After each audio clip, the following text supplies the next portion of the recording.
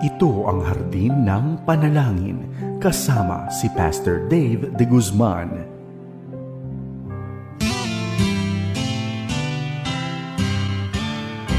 May harding mapananalanginan, doon si Jesus naghihintay.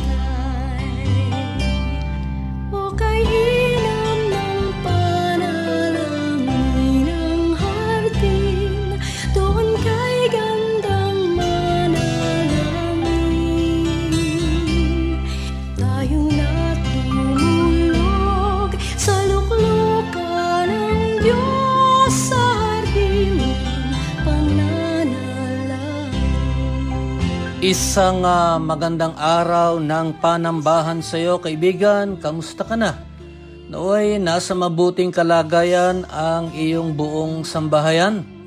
Alam mo, sa araw na ito, araw ng panambahan, bukod sa maraming pagpapala na ating mararanasan, kabilang dito ay pagpapalang spiritual, sapagkat alam ko na tayo ay pagpapalain maging sa pagdulog natin sa ating mga iglesia. At alam mo, hindi pa rin tayo ligtas sa mga hamon ng buhay na maaring ipahintulot ng ating Panginoon. Ngunit maganda man o hindi ang ating nararanasan, mamaya kaibigan, sa larangan ng pananalangin ay maihahaing natin anuman ang ating saloobin at tayo ay muli gaalay ng pasasalamat, maganda man o hindi ang ating kalagayan, sapagkat patuloy ang kabutihan at katapatan ng Diyos sa atin. Ngunit bago natin gawin ang mga bagay na nabanggit ko, hayaan muna natin siyang mangusap sa atin. Kaibigan, kapupulutan natin ng aral ang salita ng Diyos.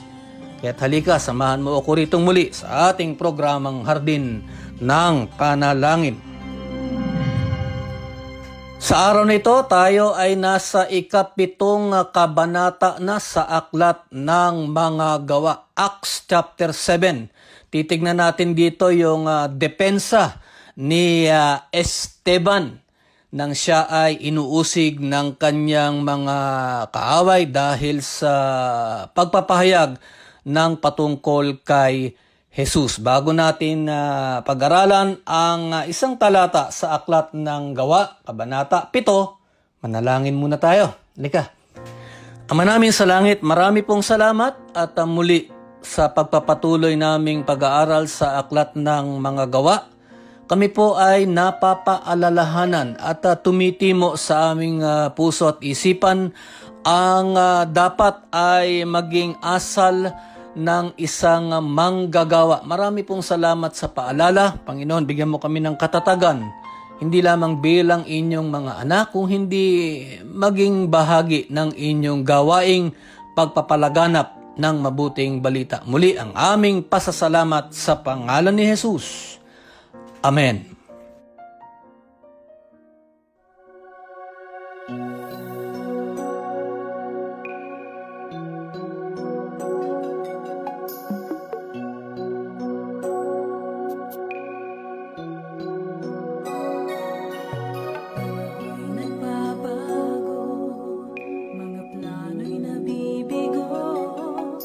Lahat ng nanaisin ay laging natatamo.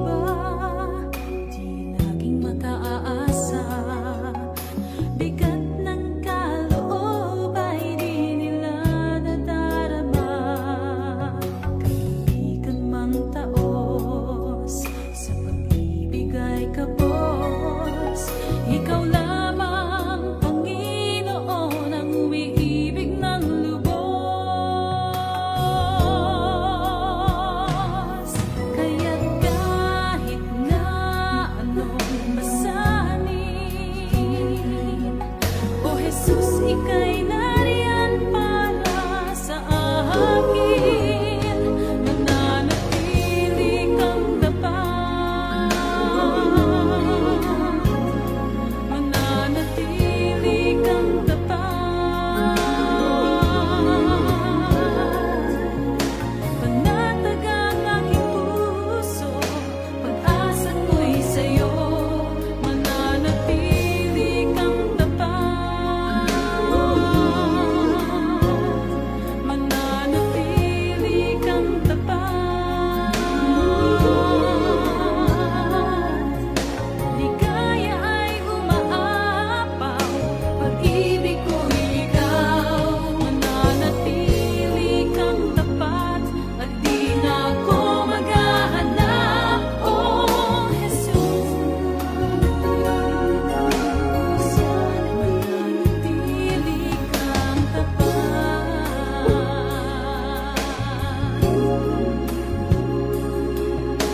Jesus, mananatili kang tapat. Mananatili ka. Pag-asa ko'y sa'yo.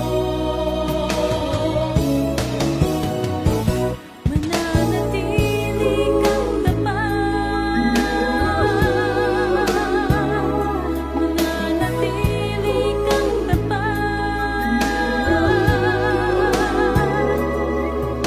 Panatag ang aking puso, pag-asa ko'y sa'yo.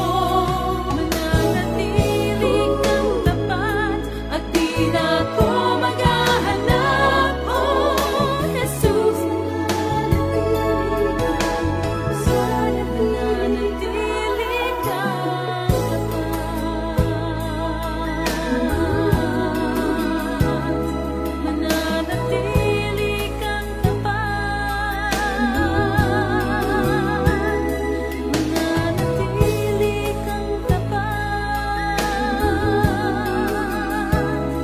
Mananatili kang tapat.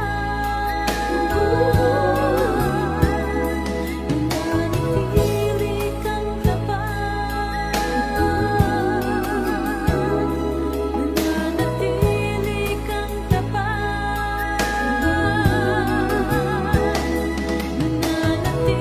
Mananatili kang tapat. Mananatili kang tapat. Mananatili kang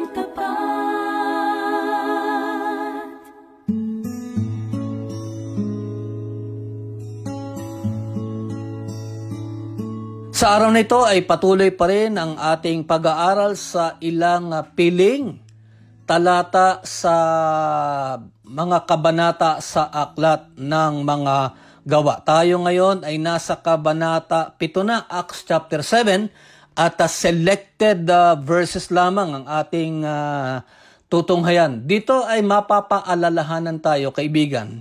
Paano ba dapat tayo tutugon patungkol sa mga katotohanan na ating ipinapahayag kung halimbawa tayo ay nakararanas ng pang-uusig? Ano ba dapat ang ating ipinapakita o yung ating asal? Kung hawak mo ang iyong Biblia, pakibuksan mo na lang ito sa Acts chapter 7, 3 talata ang ating pag-aaralan, verse 1, 51, and 53.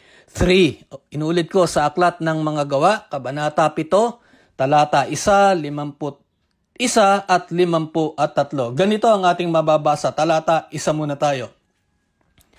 Tinanong ng high priest si Stephen, totoo ba ang mga sinasabi nila? Talata 51. Sinabi pa ni Stephen, ang titigas ng ulo ninyo at hindi kayo nakikinig sa salita ng Diyos. Hindi ninyo sinusunod ang Holy Spirit gaya ng mga ancestors ninyo. At talata 53, kayo ang tumanggap ng batas ng Diyos na dinala ng mga angels, pero di ninyo ito sinunod. Nabanggit ko na ito ng mga nakaraang araw na ating pag-aaral sa aklat ng mga gawa na ito ay maituturing na gawain ng banal na Espiritu, acts of the Holy Spirit. Sa mga nangyari at ginawa ng mga alagad noong first century, kung mapupuna mo kaibigan habang nagbabasa ka, kasi alam mo napakagandang basahin itong Book of Acts sapagkat ito ay narrative.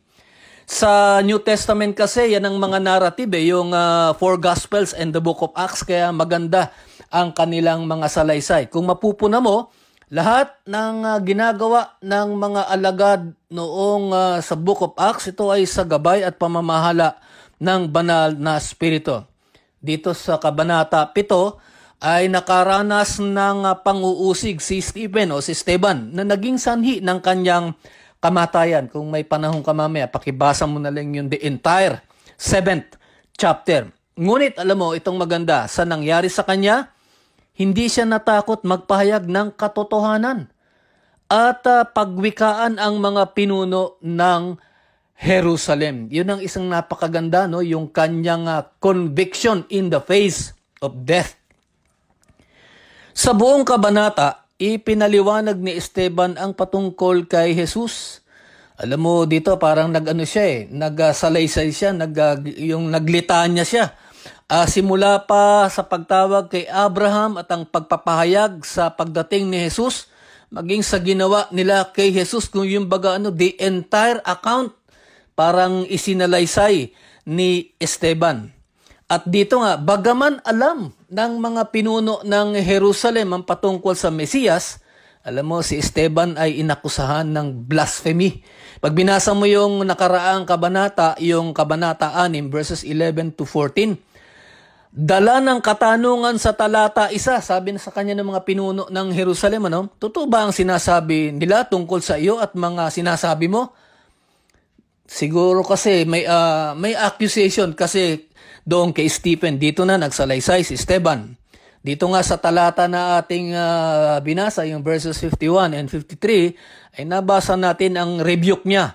At sa mga huling talata, yung verses 54 to 60, ay mababasa natin na habang siya ay pinagbababato, di ba? Dito makikita natin, bago pa man mamatay, namagitan upang ihingi ng tawad ang mga mang-uusig. They went on stoning Stephen as he called on the Lord. Kaibigan, ano ang aral sa salaysay na ating makukuha? Alam mo kaibigan, si Stephen ay puspos ng banal na spirito. Kasi yun ang kanyang isa sa mga paglalarawan sa kanya. Hindi lamang siya ay pinuspos ng banal na spirito sa knowledge at wisdom, ngunit sa gitna ng anumang pangamba na mangyayari sa kanya at that time, patuloy siyang nagpahayag ng mga katotohanan sa salita ng Diyos.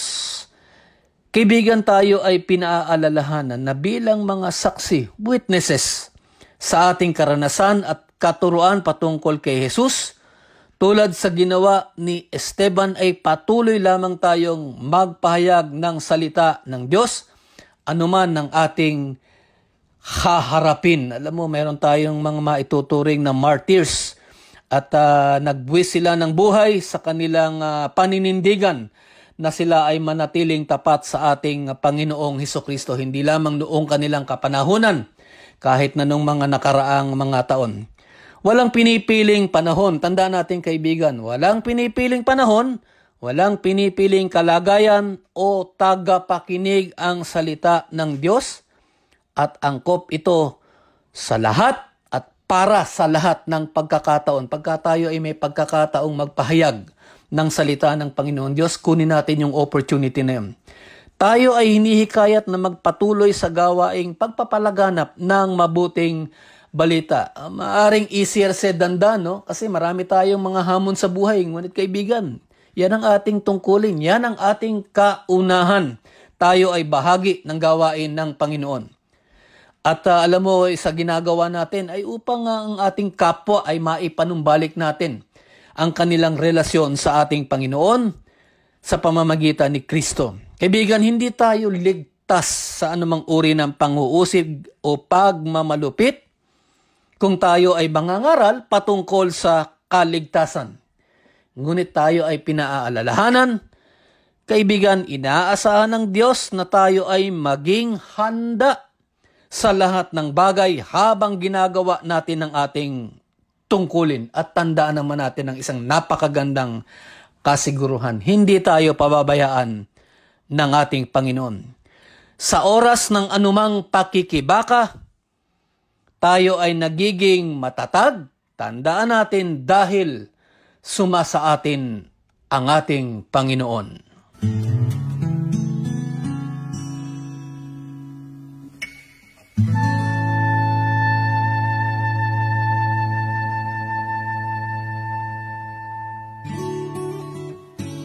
Sa diwa ng pagkakaisa, ating idalangin sa Diyos ang ating sambahan. God's Day sa mga nakikijoin sa Hardin ng Panalangin ng 702 DZAS, kahit na ngayon na nasa kalagitnaan pa rin tayo ng isang pandemya. Ako si Pastor Sal Dicamia, tagapamahalang pastor ng UCCP Anabu Evangelical Church dito sa lungsod ng Imus. Muli isang kagalakan na makadulog sa Diyos upang makipamagitan para sa iglesia. Tayo po ay manalangin.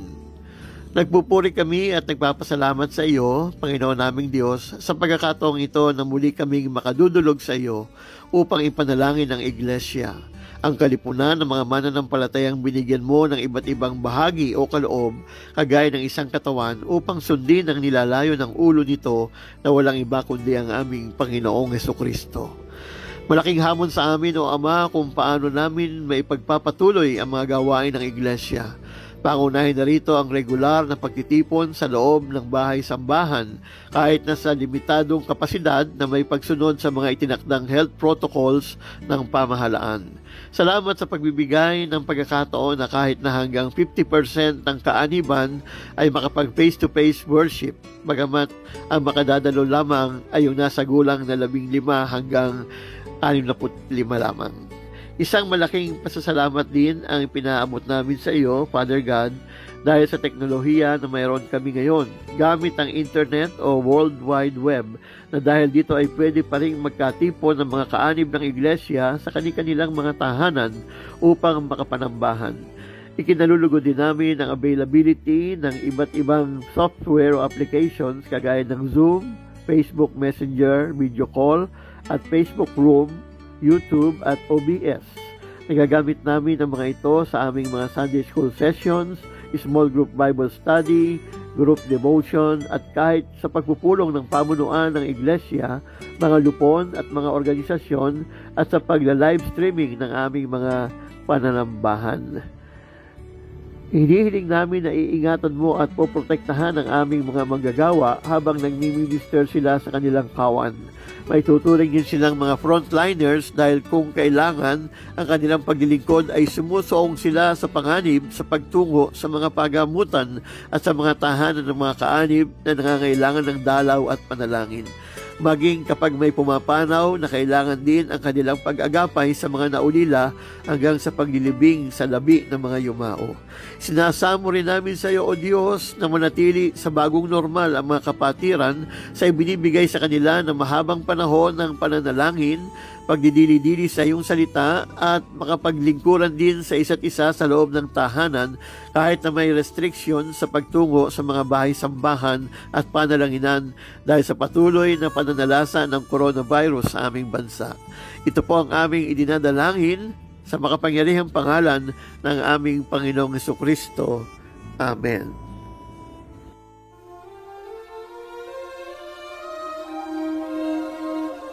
Tunay nga na tayo ay napaalalahanan patungkol sa ating kalagayan pagka tayo ay nagpapahayag ng mabuting balita. There would be a time or times in our lives that we need to rebuke people nang maayos. Sabi nga nila, no, we rebuke people in love.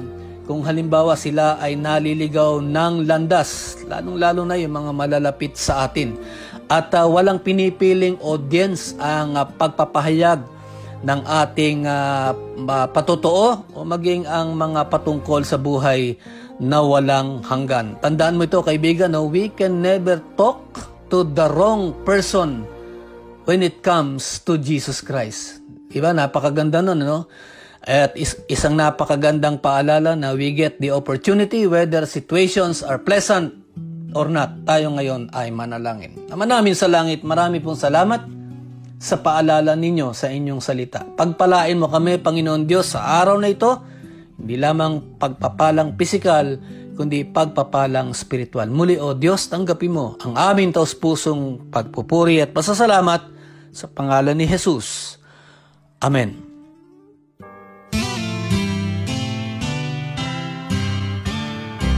May harding mapananalangin. Kaibigan, bukas ako ay muli nag-aanyaya sa iyo upang ako ay iyong samahan dito sa ating programang Hardin ng Panalangin. Maganda ang aral at paalala, kaya't bukas naanyayahan kitang muli na ako ay iyong samahan dito sa ating programang Hardin ng Panalangin. Tandaan mo, huwag mong kalilimutan, simulan mo ang araw sa panalangin puspos. Ito ay magtatapos na pinupuri mo ang Panginoong Diyos. Ako po, si Pastor Dave de Guzman.